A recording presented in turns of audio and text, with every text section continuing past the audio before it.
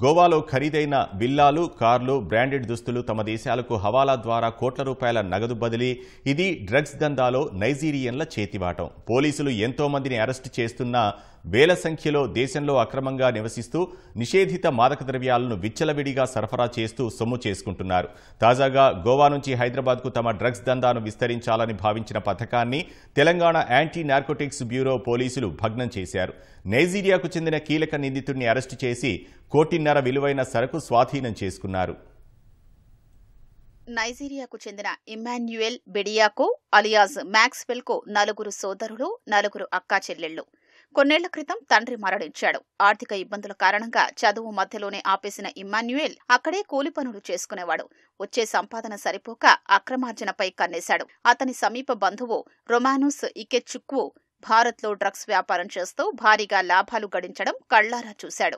అపారంగా నగదు, విలాసవంతమైన జీవితం గడపడం ఇమ్మాన్యుయల్ని అమితంగా ఆకర్షించింది. తనతో పాటు ఇండియాకొస్తే డ్రగ్స్ వ్యాపారం ఎలా చెయ్యాలో నేర్పిస్తానని చెప్పాడు. డబ్బు ఆశతో మెడికల్ వీసాపై బెంగళూరు వచ్చాడు. అక్కడ్నుంచి రోమి ఆదేశాలతో గోవా వెళ్లాడు. ఇమ్మాన్యుయల్ పేరును అతడే మ్యాక్స్వెల్ గా మార్చాడు. గోవాలో ఉంటున్న మ్యాక్స్వెల్ కు రోమి నైజీరియా నుంచి ఆదేశాలిచ్చేవాడు. ఇలా ఇద్దరూ కలిసి 2013 నుంచి 2022 వరకు 2 కోట్ల రూపాయల డ్రగ్స్ వ్యాపారం చేశారు. మ్యాక్స్వెల్ కు 20% కమిషన్ రూపేణా 40 లక్షల నగదు ముట్టింది.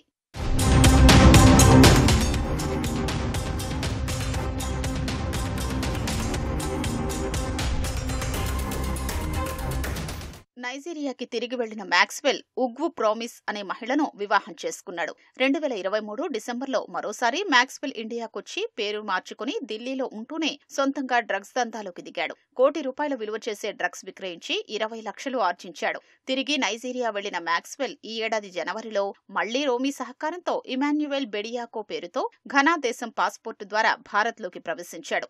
గోవా కేంద్రంగా డ్రగ్స్ విక్రయాలు ప్రారంభించాడు. ప్యూర్ కొకైన్ గ్రాము 25,000కు, ఎగ్జాస్టివ్ పిల్స్ ఒక్కోటి 6,000కు విక్రయించాడు. ఏడాదిలోనే దాదాపు 2.5 కోట్ల విలువైన డ్రగ్స్ విక్రయించినట్లు పోలీసులు గుర్తించారు. డబ్బును హవాలా ఛానల్ ద్వారా నైజీరియాలో ఉన్న తన బ్యాంకు ఖాతాకు బదిలీ చేయించుకునేవాడు.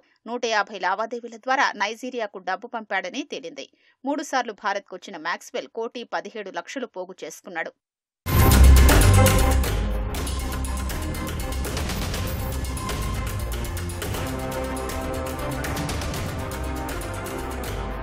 మ్యాక్స్వెల్ కేసు ఆధారంగా దర్యాప్తు చేసిన టీజీ న్యాప్ పోలీసులు గోవా కేంద్రంగా సివోలిం, క్యాలంగూట్, అంజనా ప్రాంతాల్లో చాలా మంది డ్రగ్స్ విక్రయిస్తున్నట్లు గుర్తించారు. ఖరీదైన భవనాలు అద్దెకు తీసుకుని దర్జాగా దందా చేస్తున్నారు.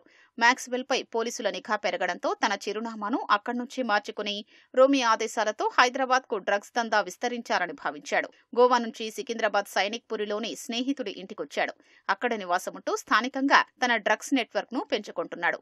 పక్కా సమాచారం అందుకున్న యాంటీ నార్కోటిక్ బ్యూరో పోలీసులు మ్యాక్స్వెల్ ను అరెస్ట్ చేసి రిమాండ్కు తరలించారు. అతని వద్ద నుంచి 1,25 లక్షల విలువైన సరకు స్వాధీనం చేసుకున్నారు. పరారీలో ఉన్న సన్నీ, రోమిల కోసం గాలిస్తున్నారు.